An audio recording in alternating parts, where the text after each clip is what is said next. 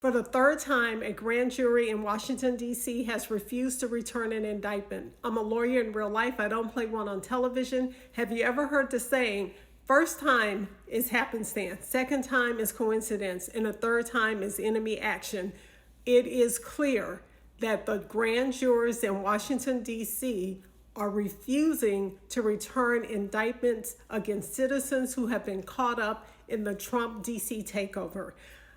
This is one of the momentous, extraordinary things that has ever happened in our judicial system. This is not something that you see very often. It is equivalent to jury nullification.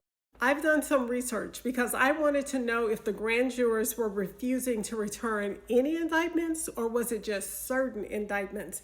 And I am pretty certain that there are just certain indictments they are refusing to return, specifically those indictments that are charging DC citizens with violating 18 U.S.C. 111. That is the statute that deals with interfering with a federal officer. I did some research and I found where the grand jurors have returned indictments in other cases during this time period. I found a bank robbery case. I found a 922G case. They returned indictments. Those are pretty serious offenses. But these other offenses involving citizens getting caught up in the patrolling of Washington, D.C. by the National Guard, they are refusing to return indictments.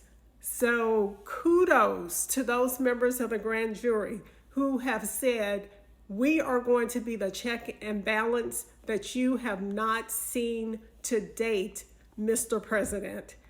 Let me know what you all think. Are you convinced that this is intentional on the part of the grand jurors, that they are refusing to indict people who are caught up in the Trump administration takeover of DC?